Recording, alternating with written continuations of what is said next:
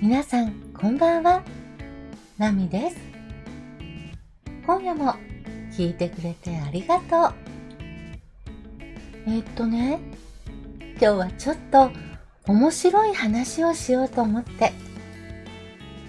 実は昨日会社の飲み会があったんですよ。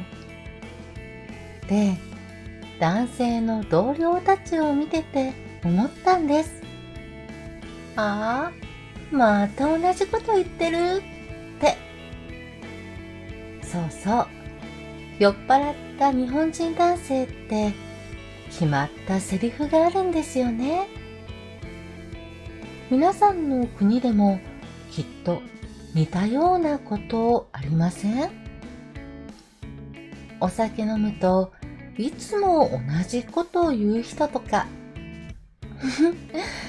人間って面白いですよね。今日は日本人男性の酔っ払いセリフトップ7を紹介します。一つ一つ詳しくお話ししますね。今回このランキングを作るきっかけになったのが昨日の飲み会での出来事なんです。一晩で全部のセリフを聞いちゃったんですよ。まるでテンプレートがあるみたいに順番通りに出てくるの。でもね、これって単純に面白いだけじゃないんです。実は日本の文化とか男性の心理とかいろんなものが詰まってるんですよ。だから今日はただのランキングじゃなくてそれぞれの背景も一緒にお話ししようかなって。そうそう。皆さんは日本人と飲んだことありますか？もしあったらきっと、これ聞いたことあるって思うはず。もしなくても今度機会があった時にナミが言ってたやつだって思ってもらえるかも。それでは始めましょう。まず第7位は、よーし、今日は飲むぞ。これはもう飲み会の開始の合図みたいなものです。どこの国でも似たような掛け声ってあるのかな？昨日も上司がまさにこれ言ってました。よーし、今日は飲むぞって。50代なのにまるで若い人みたい。でもね、可愛いんですよ。これって単なる声かけじゃないんです。日本人って普段結構感情を抑えて生活してる人が多いじゃないですか。特に会社では上下関係があってなかなか本音を言えない。だからこのよーしは今日は解放するぞっていう宣言なんです。海外の人って普段からもっと感情表現が豊かなイメージがあります。でも日本人は違うんです。このよーしはいわば今から別の人格になりますっていうスイッチ。年代によってもちょっと違うのが面白くて、20代だとよーし朝まで飲むぞとか言っちゃう。わー、若いなーって思いますよね。30代はよーしストレス発散するぞ。40代はよーし現実逃避するぞ。だんだん重くなってきますね。でもみんな、このよーしを言うときは本当に楽しそう。きっとお酒を飲む時間ってとっても大切な息抜きの時間なんでしょうね。そうそう、このよーしの背景には日常のストレスがあるんです。サラリーマンって結構大変なんですよ。朝は早いし、夜は遅いし、休憩時間も短い。私の同僚たちも毎日お疲れ様って感じ。満員電車に揺られて通勤して、会議に追われて資料を作って、そりゃあよーし飲むぞって言いたくなりますよね。でもね、面白いのはこの掛け声の後に続く言葉のパターン。今日は飲むぞ、今日は楽しむぞ、今日は騒ぐぞ。まあだいたい同じような感じ。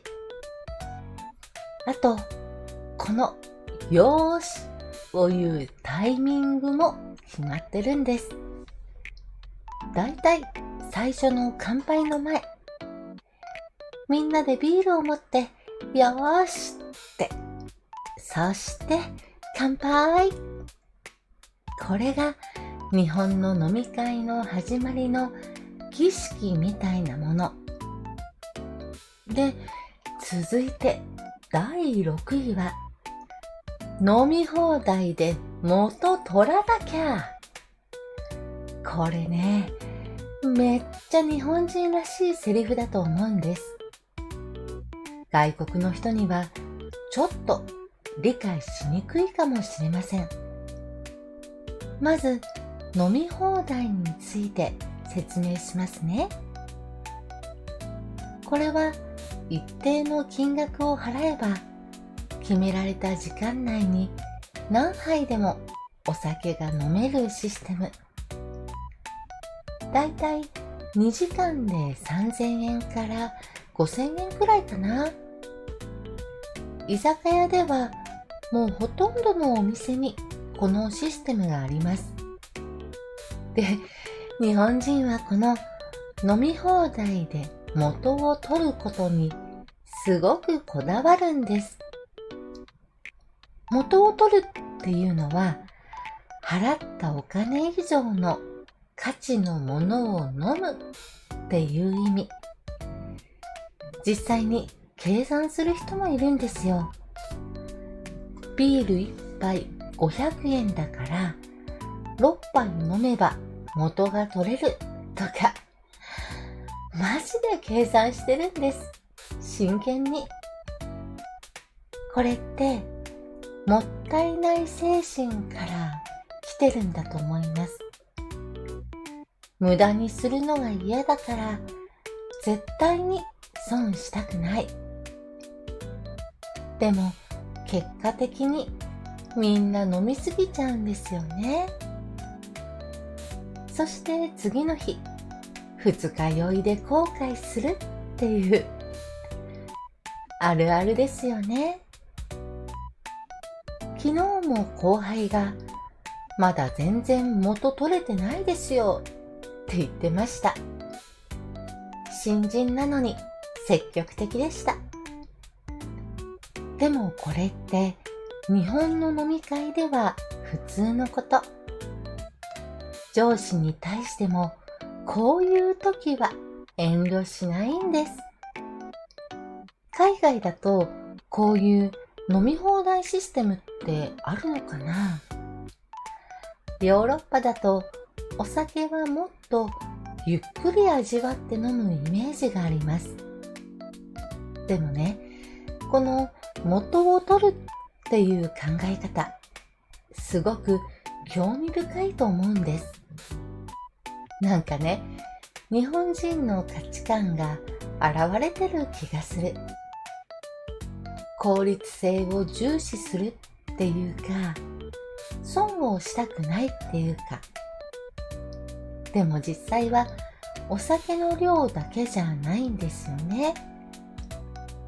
みんなでワイワイ話をしながら時間を過ごす。コミュニケーションの場として使ってる。だから元を取るっていうのは楽しい時間も含まれてるんです。この前、外国人の友人がなんでみんなそんなに急いで飲むのってすごく困惑してて、確かに不思議ですよね。時間制限があるからみんな必死になっちゃう。でも慣れてくると楽しいんですよ、この緊張感も。あと30分しかないとか言いながら最後の追い込みをかける感じ、まるでゲームみたいです。それでね、第5位は俺の若い頃は。うわぁ、これは本当に定番中の定番ですね。酔っ払った男性ならもう絶対に言うセリフです。昨日も先輩が永遠と昔話をしていました。俺の若い頃はな、バブルの時代でさ、って。バブルの話が出ました。これは昔話の定番テーマなんです。でもね、パターンがだいたい決まってるんですよ。まず一つ目は苦労話パターン。俺の若い頃はな、今みたいに便利じゃなかったとか、携帯電話もなくて待ち合わせは大変だったとか。まあ確かにそうなんですけどね。二つ目は武勇伝パターン。俺の若い頃はな、毎日終電まで働いてたとか、3日間徹夜したこともあるとか。これもサラリーマン文化ですよね。3つ目は恋愛話パターン。でもこれはちょっと注意が必要。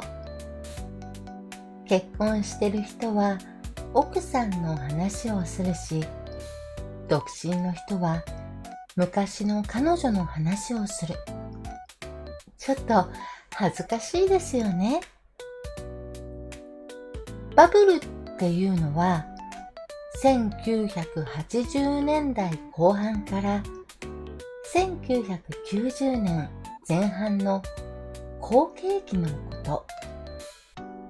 その頃はお金がたくさんあってみんなリッチだったんです。でも今はもう全然違う。だからあの頃は良かったって懐かしがるんです。でもね、面白いのはこの俺の若い頃は話って聞いてる側もなんだかんだで楽しんでること。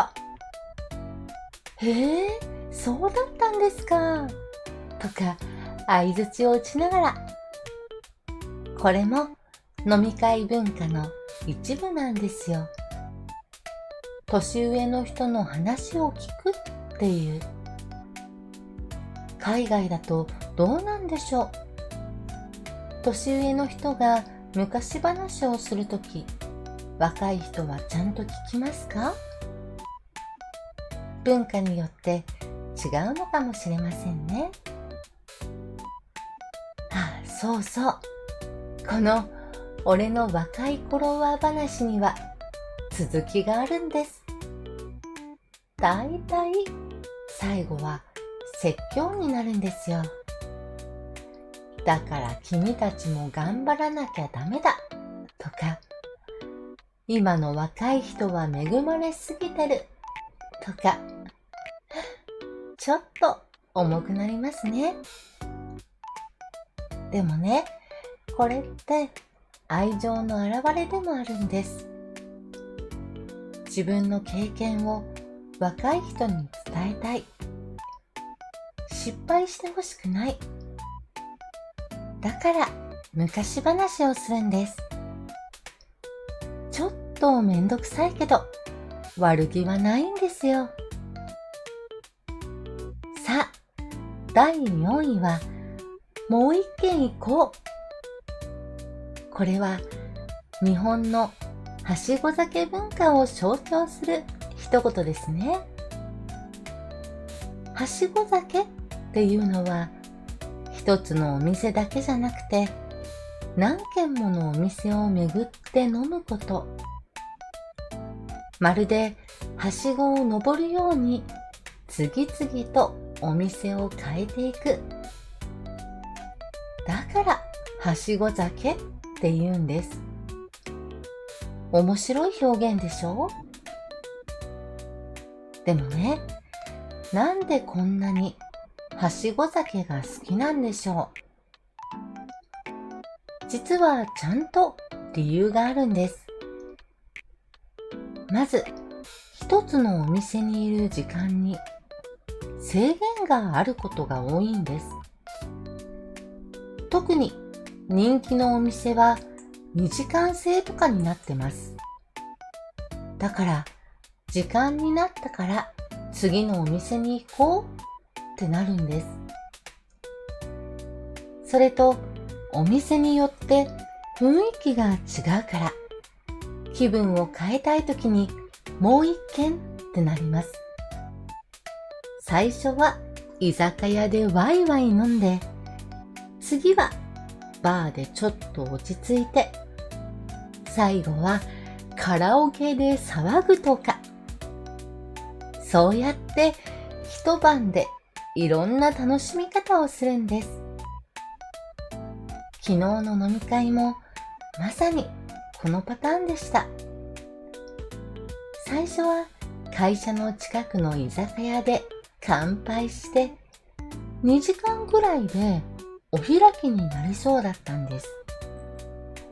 でもね、上司がおい、まだ早いぞ、もう一軒行こうってそうなるともう断れませんよね。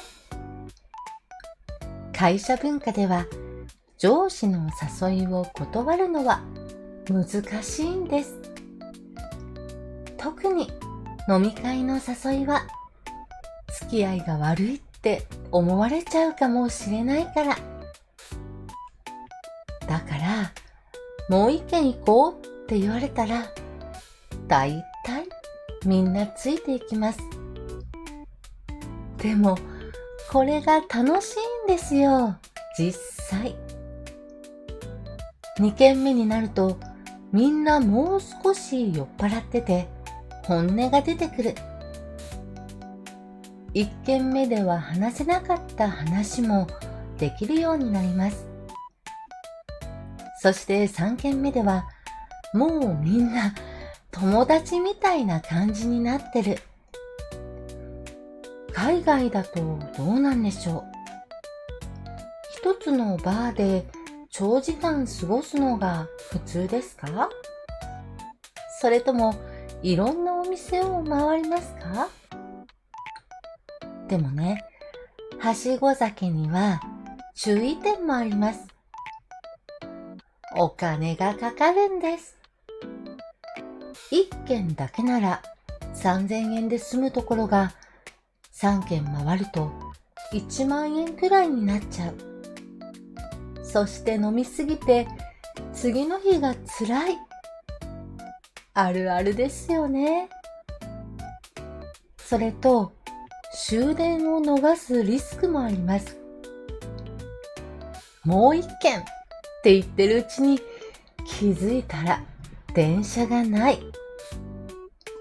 クシーで帰ることになってさらにお金がかかる。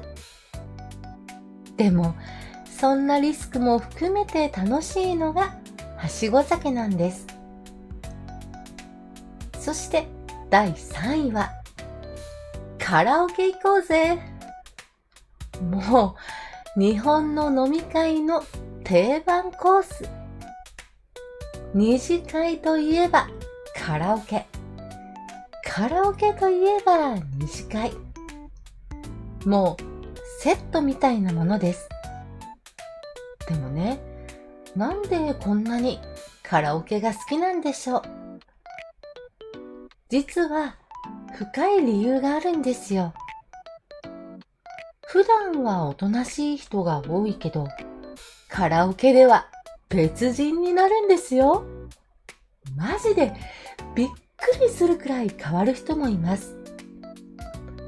普段は物静かな経理の人がロックの歌を熱唱したり、いつも真面目な総務の人がアニメソングを歌って踊ったり、ギャップがすごくて面白いんですよ。カラオケは日本で生まれた文化ですけど、今は世界中にありますよね。みんなで一つの部屋に入って順番に歌を歌う。歌ってない人は手拍子をしたり、一緒に歌ったり。これってコミュニケーションの一つの形なんです。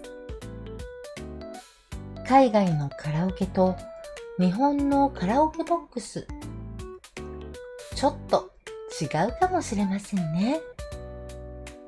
日本のは完全個室で友達同士だけで楽しめるんです。それに歌のジャンルも豊富。演歌、ポップス、ロック、そして世界的に有名なアニメソングまで。昨日の飲み会でも案の定カラオケに行きました。上司がカラオケ行こうぜって言った途端、みんなの目がキラキラしたんです。やっぱりみんなカラオケが好きなんですね。でもね、カラオケには暗黙のルールがあるんです。まず最初に歌う人は盛り上げ系の歌を選ぶ。みんなが知ってて一緒に歌える歌がいいです。そして上司が歌ってるときはみんなで盛り上げる。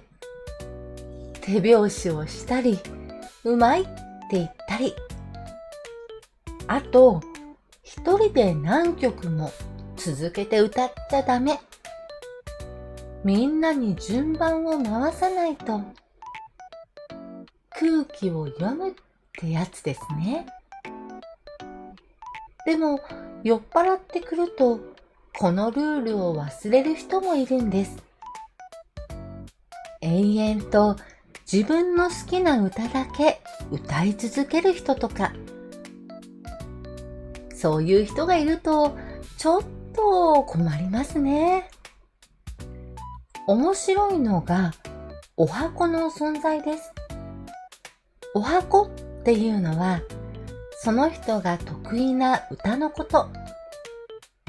だいたいみんな自分のおはこを持ってるんですよ。なんでおはこって書くか知ってます？これ歌舞伎から来てるんです。得意なものっていう意味で使われるの。面白いでしょ？最近は世界的に有名なアニメソングを歌う人も増えてきました。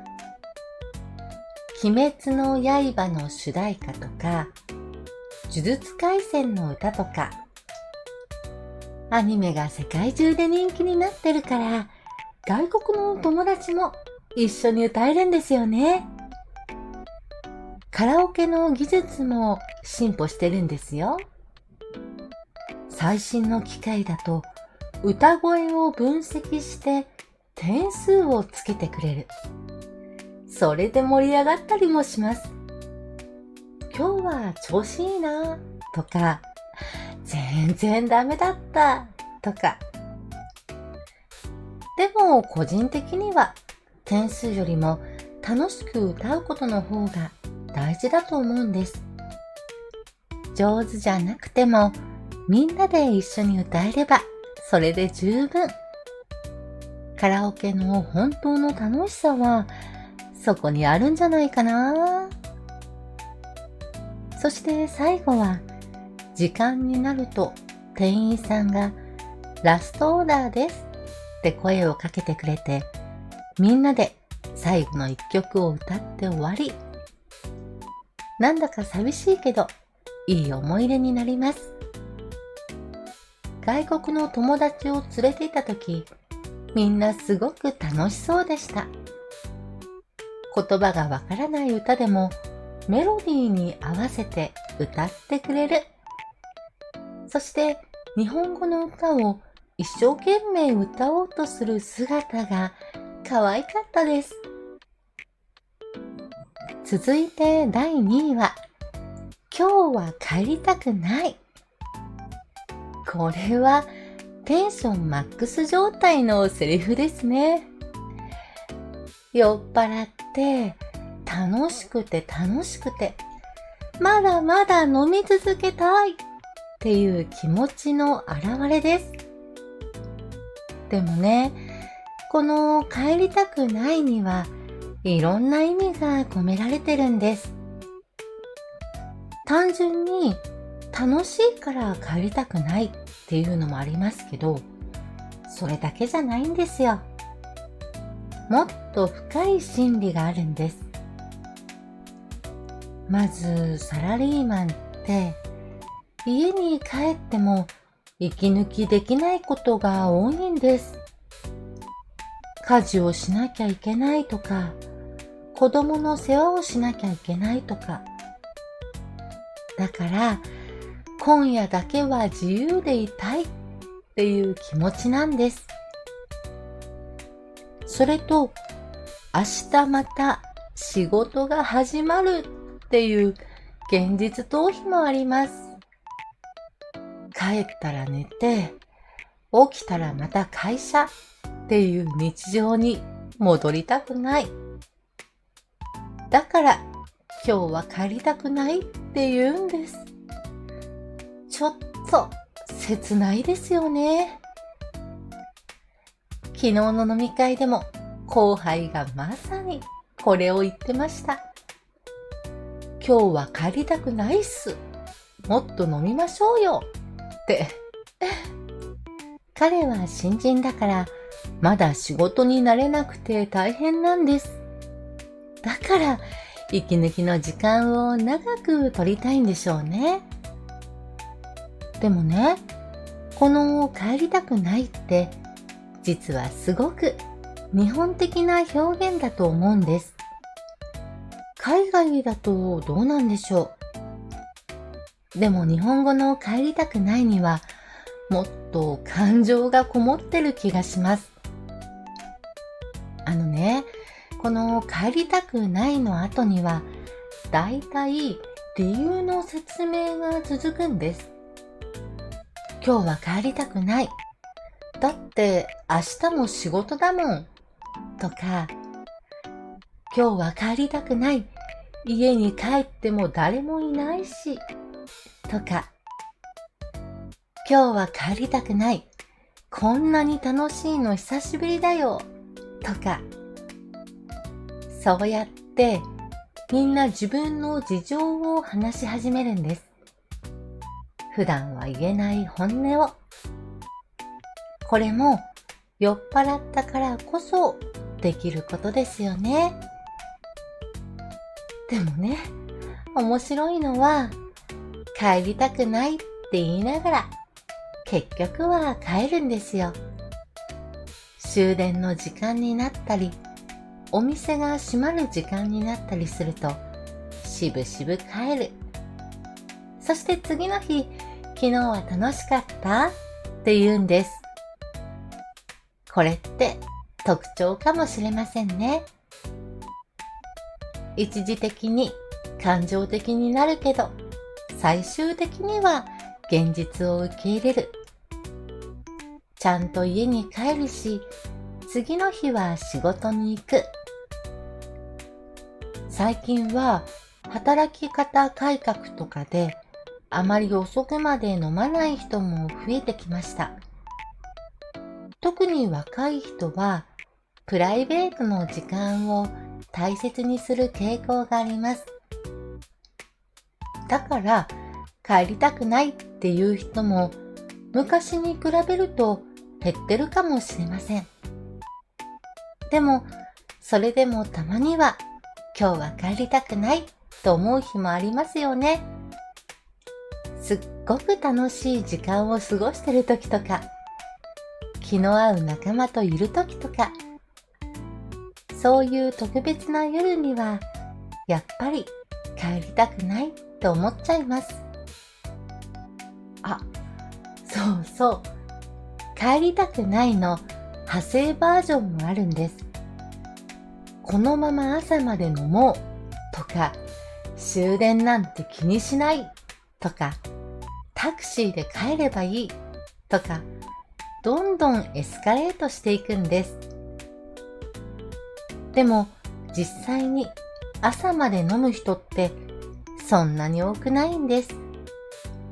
だいたい午前1時から2時くらいで解散します。体力的にも経済的にも限界がありますからね。外国人の友達と飲んでた時、なんでそんなに帰るのを嫌がるの？家族が待ってるでしょ？って聞いてきました。確かに不思議かもしれませんね。でも説明したら理解してくれました。ああ、貴重なストレス発散の場なんだねって。そうなんです。まさにその通りなんです。そして堂々の第1位は、俺ってさ、本当は〇〇なんだよです。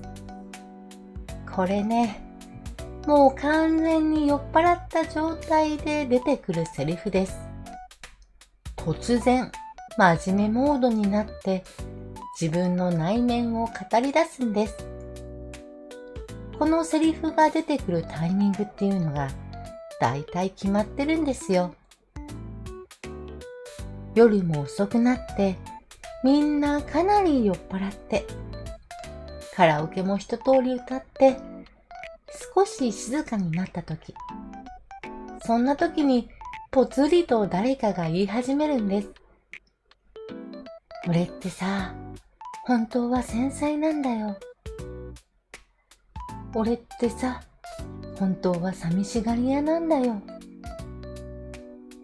俺ってさ、本当は夢があったんだよ。俺ってさ、本当は不安なんだよ。聞いてるだけで胸がキュンとしませんか？普段は強がってる男性が酔っ払って本音を漏らす瞬間、これってすごく人間らしくて愛おしい瞬間だと思うんです。でもね、なんで酔っ払った時にこういう話をするんでしょう。それは普段は言えないからなんです。男性って弱音を吐くのが苦手な人が多いんです。男は強くなきゃいけないっていう社会的なプレッシャーがあるから。でもお酒が入るとそのバリアが少し下がるんです。今夜だけは本当の自分を見せてもいいかなって思うんでしょうね。そして信頼できる仲間の前でそっと本音を打ち明ける。昨日の飲み会でも最後の方で上司がこんなことを言ってました。俺ってさ、本当は会社辞めたいと思ったことがあるんだよって。って思いました。普段はすごく仕事熱心な人なのに。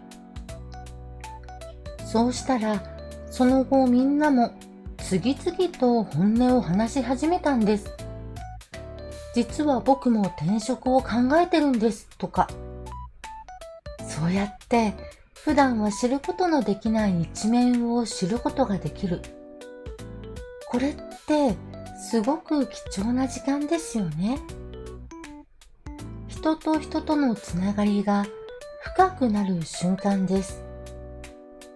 海外だともっとオープンに自分の気持ちを話すイメージがあります。でも日本人は違うんです。特に職場ではプライベートな話はあまりしません。だからこそこういう酔っ払った時の告白が特別なんです。でもね、この俺ってさ、本当は話には注意点もあります。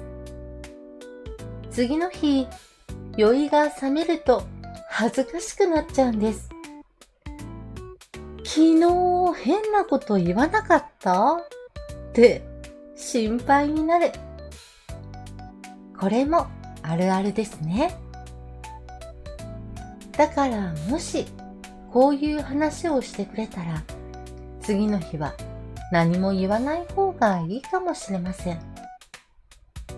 昨日の話だけどとか言っちゃうと相手が恥ずかしがっちゃうかも。でも心の中では素敵な一面を見せてくれてありがとうって思ってもらえたらいいな。この本当はの中身って本当にいろいろなんですよ。仕事のこと、家族のこと、夢のこと、恋愛のこと。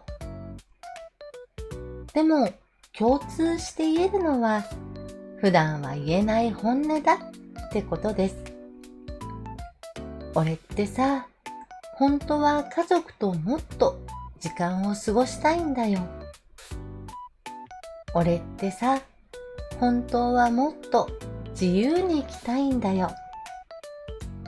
俺ってさ、本当は認められたいんだよ。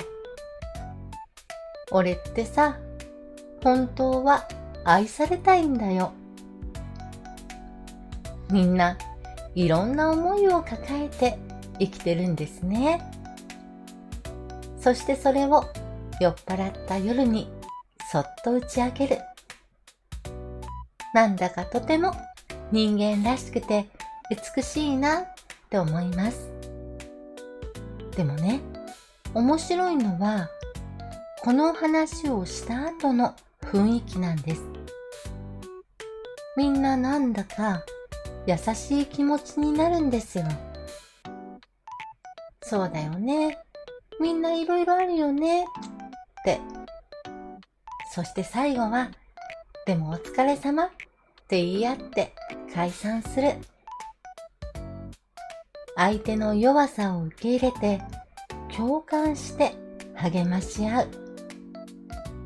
競争社会で生きてる男性たちがこうやって支え合ってるんです。さあ、いかがでしたでしょうか。日本人男性が酔った時に言うセリフトップ7をお届けしました。改めて振り返ってみると面白いパターンが見えてきませんか。最初はよーし今日は飲むぞってテンション上げて、飲み放題で元取らなきゃってコスパを気にして、俺の若い頃はなって昔話モードになって、もう一軒行こうってはしご酒文化を楽しんで、カラオケ行こうぜって二次会への定番構成。今日は帰りたくないってテンションマックスになって、最後は俺ってさ、本当はって心の内を語る。これってまさに飲み会の一夜を表してると思いませんか？そしてそれぞれのセリフに込められた文化的な背景、働き方、人間関係、価値観、すべてが詰まってます。でもね、これって日本人だけの話じゃないかもしれません。きっと皆さんの国でも似たようなパターンがあるんじゃないでしょうか。酔っ払った時に言う決まり文句とか、お酒の席でのお決まりの行動とか、人間ってどこの国でも同じような部分があるんですよね。お酒を飲んでリラックスして本音を話して仲間とつながりたい。そういう基本的な欲求はみんな一緒だと思います。ただ、その表現の仕方が文化によって違うだけ。日本では俺の若い頃はになるし、他の国では別の表現になる。でも根っこにある気持ちは同じなんです。今回この話をしながら思ったんですけど、男性って本当に面白いなって。普段は真面目で規則正しくて責任感が強い。でも酔っ払うとこんなに人間らしい一面を見せてくれる。それってとっても魅力的だと思うんです。完璧じゃないところが逆に愛おしい。弱さを見せてくれるところが親近感を感じさせてくれる。皆さんも今度お酒を飲むときに今日お話ししたセリフを思い出してみてください。あ、これナミが言ってたやつだって。そしてそのセリフの向こうにある気持ちを理解してもらえたら嬉しいです。でもね、最後に一つだけ注意点があります。これらのセリフを聞いてもあまりからかったりしないでくださいね。恥ずかしがり屋な人が多いので、翌日になって後悔するかもしれません。優しく受け止めてあげてください。そしてもし皆さんも日本語で飲み会に参加する機会があったら、ぜひこれらのセリフを使ってみてください。きっと、おー、この人わかってるなと思って親近感を持ってくれますよ。特にもう一軒行こうとかカラオケ行こうぜは覚えやすいし使いやすいと思います。そして俺の若い頃はなぁはちょっと上級者向けかな。でも使いこなせたらもう完璧に飲み会文化をマスターしたってことです。はぁ、なんだか長くなっちゃいましたね。でも楽しかったです。皆さんも最後まで聞いてくれてありがとうございました。次回は何を話そうかな。